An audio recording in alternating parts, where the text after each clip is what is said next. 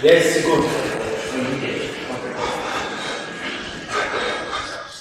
5, 4, 3, 2, 1. Стоп.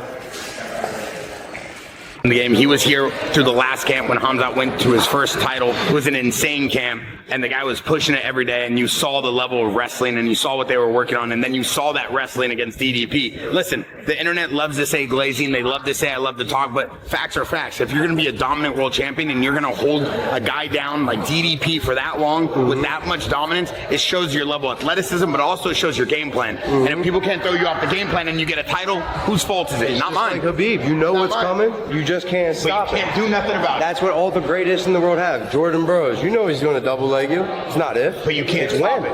David Taylor, Bo you know the ankle picks coming. You know Kyle Snyder. You know the rules. You know like if you don't know wrestling, don't talk to me. But listen, I just learned about wrestling when Khamzat showed up. So hey, Pat Downey's going to be here for the next 6 weeks. You know we're going to get the intel from this guy, another American who speaks fluent English. That's already a plus. Like when you're doing this type of behind-the-scenes show and you got 30 Chechens and no one speaks a lick of English, it's great to have one guy that could throw in a few one-liners. I'm the lone American. Bear, I need bigger shorts. Bear, Bob. Bigger shorts than Bob. Crazy Bob, your coach?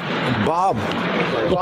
Punching bag, dog. Oh my God. Okay, so Luke Rockhold has a punching bag at his house here in Newport Coast. Since the guy's so rich, he bought a house that overlooks the water, and he dressed up a punching bag and named it Bob, and then put it in the group chat with the entire team. He sent everybody over the world. Now you don't know where your keys are. Okay, great.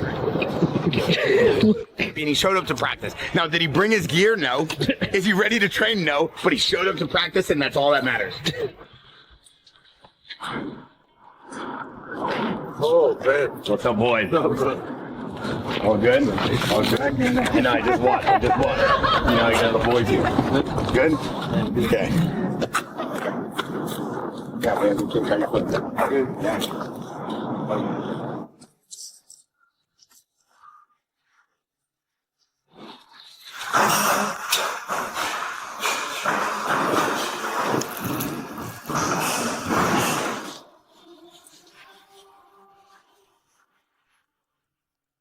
What we learned is Chimaev leaves everything out there. He's tired at the end of every fight because he gives everything. And if he's got to give that for 25 minutes or he's got to give that for 15, either way, he's going to empty the tank. But Strickland is also known for his pacing. Strickland is also known for his conditioning. I've never seen Strickland wilt. Even on fights that haven't gone Sean's way, it's not because he got tired and gave up, ever. But one of these guys is better than the other one, and one of these guys is going to have an ability and a skill set that is going to overwhelm his opponent. And we're going to know who that is. Not at the end of 25 minutes. We're going to know who that is at the end of... Man, I think Sean could pull this off, man. I'm actually thinking if that Sean Strickland shows up, I think he pulls this off, man. I think he defends a couple shots. He will get taken down, but I think he gets back to his feet. And then if he can get his jab going, his jab and those teep kicks going, because what Sean does well naturally is already a good defense towards a guy like Khamzat. Mm-hmm. And it's not like he's got to do anything different. Just what he does good naturally is already a good start for beating a guy like Khamzat. So him adding on to that, I think, man, if the guy who fought Fluffy shows up, he beats. If Khamzat literally was taken down with ease and just bullying him, I mean, then but it's hard to picture Sean just getting fucked up just because we've seen him fight so many times and no one really ever, even when you have close fights, never getting his ass kicked. So I'm excited for that fight. I think he got knocked out though. Huh? Did he get knocked out? Nah. By prayer? No, yeah, he did. Fucking left hook to the chin. The Khamzat Chimaev versus Sean Strickland showdown represents one of those rare matchups where expert opinions scatter in every direction, creating zero consensus whatsoever. Analysts examining wrestling backgrounds declare the outcome obvious and predetermined, while others insist Strickland carries the precise skill set needed to transform this into an entirely different type of battle that breaks away from typical Chimaev domination patterns. This widespread disagreement across the fighting community makes dissecting the matchup exceptionally compelling, revealing where seasoned observers place their confidence and identifying the crucial moments that could completely alter fight momentum. The As far as how I think the fight plays out, I do think Chimaev wins. I think Strickland, I mean, he had lightning in a bottle against Israel Adesanya. You know, he's capable of pulling off an upset. We've seen that before. I just think Chimaev is, I don't know if anyone beats Chimaev right now. And that includes Imavov. I don't think Imavov is going to beat Chimaev either. I think Chimaev is just going to continue to get those takedowns, going to continue to put pressure on. I wonder, though, can he finish Strickland? I'm not sure. He wasn't able to finish DDP. And again, I thought DDP and Strickland were kind of neck and neck when you saw those matchups. I know every fight's different as far as the styles go, but I think Chimaev might end up winning a decision here. I don't think it's going to be a quick finish. I know he's threatened Strickland and saying, you know, like, it's going to be a quick win and all that stuff. You know, I don't think that's going to happen here. Demetrius Johnson delivers an unfiltered assessment of Sean Strickland's fighting philosophy, emphasizing its predictable yet effective nature without any sugarcoating. Johnson describes Strickland's approach as methodical and consistent, never rushing forward recklessly or creating explosive, unpredictable moments that surprise opponents. Instead, he maintains position directly in front of adversaries, deploying his jab like clockwork while utilizing push kicks for distance control, never overextending or taking unnecessary risks. Johnson attributes this measured consistency to Strickland's daily training regimen with elite sparring partners, making actual fights appear like intensified versions of regular gym sessions, explaining why his pacing remains controlled even when circumstances might demand tempo changes. Biggest thing when you look at Sean Strickland, and everybody talks about it, he has this amazing pace, he has this da-da-da-da. His pace is very, very slow. He's not explosive, he's very here, and he goes here, and it makes sense, all he does is spar. Yeah. That's pretty much his training, he just spars. And he goes here and he just, he throws a jab, he's southpaw. He's orthodox. He's orthodox, yeah. Sometimes I feel like he's southpaw, but he goes like this, he throws that jab, and then if you come forward, he stays nice and here, and then he'll, throw his jab and move. But that's all he's gonna do. That's all I thought he's gonna do. Yeah. He doesn't shoot, he doesn't clinch, it's TJ Dillashaw agrees with Johnson's fundamental analysis, but extends the discussion into practical fighting implications and strategic considerations. While unimpressed by Strickland's limited offensive variety, Dillashaw acknowledges how genuinely frustrating and annoying this style becomes during 25-minute championship encounters. He warns against engaging in close-range exchanges with Strickland, predicting consistent punishment from sharp jabs and heavy push kicks throughout multiple rounds, emphasizing that victory comes through distance control rather than knockout power. Dillashaw identifies crucial defensive patterns in Strickland's hand positioning for parrying and blocking, noting consistent repetitive movements that create exploitable openings for patient opponents willing to establish proper setups instead of forcing desperate exchanges. A jab and push kick is going to throw it. He's a volume guy. He's not going to knock you out. I'm hoping, I imagine he is, but Khamzat's really trained to counter that jab. Yep. And what Strickland does do a good job of, which is not I wouldn't do it, but what he does is he parries a lot. He uses his arms really well. Out here, yes. Right, but I want him to, like, for me, if I was fighting him, I would set those traps up. I want him to start doing that. You've seen Pereira do it, right? Like, Pereira was like jabbing the chest, getting under, jabbing the chest, and you're getting him to... Demetrius Johnson connects these observations to Khamzat Chimaev specifically, believing fight outcomes depend entirely on whether Chimaev allows the bout to develop into Strickland's preferred slow, technical, measured pace. Extended periods resembling controlled sparring sessions with emphasis on distance management heavily favor Strickland due to his thousands of hours operating in exactly those conditions. However, intelligent movement from Chimaev combined with tight stance positioning and properly timed entries with solid setups changes everything rapidly and dramatically. Once Chimaev successfully closes distance and enters the pocket, the fight transitions to takedowns and ground control where his elite-level skills become legitimately dangerous, making success dependent on who imposes their preferred fighting style first. And one thing about that is, like, when you just broke down, it's very basic, right? You can fight Sean Strickland and keep it as a sparring match, because nothing's going to go above that. He's not going to switch stance or do something that's going to, like, ramp. It's a tempo. He gets in the car, he puts it in second gear, third gear, and just sits there on cruise control. That's all it is, right? So if Khamzat goes out there and keeps his base and does what he does and it just moves, like, right there, like, right, you go here, you step this way.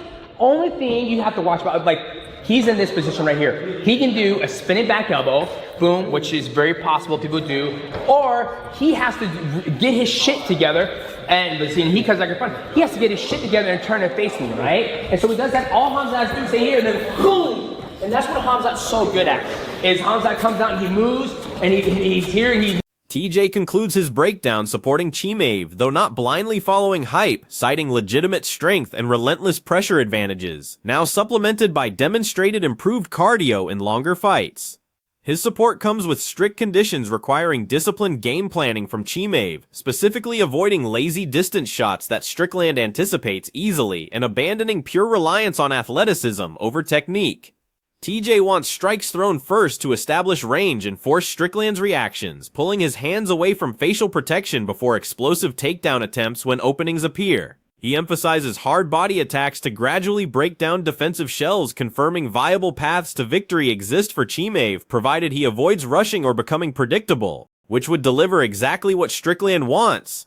True. I just think Khamzat's too strong. Yeah, 1,000%. He's too strong, and now he's got the cardio to go along with it. As long as he plays his game and he sets these takedowns up, he can't just shoot blind shots. Like I don't want to shoot off from here, which he's done it and got away with it because he's so strong. He's very strong. He can shoot a shot from here and still get it. Yeah. But I want him to get Strickland to start moving his hands and parrying and then shoot my shot. So throwing combos first, getting a shot, keeping the pressure on him instead of vice versa, countering that jab, really working that body, right? Because this is all the shoulder roll, the Philly shell, and this is all to block his head.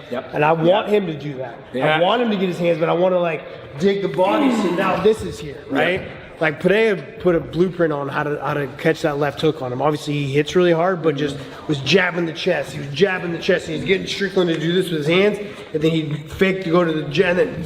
Chael Sonnen questions assumptions about Sean Strickland being easily taken down and controlled like other Chimaev opponents, creating fascinating analytical tension where contradictory elements appear simultaneously true. While acknowledging Chimaev's consistent takedown success, Sonnen highlights Strickland's reputation for not staying grounded when taken down, setting up conflicting established patterns.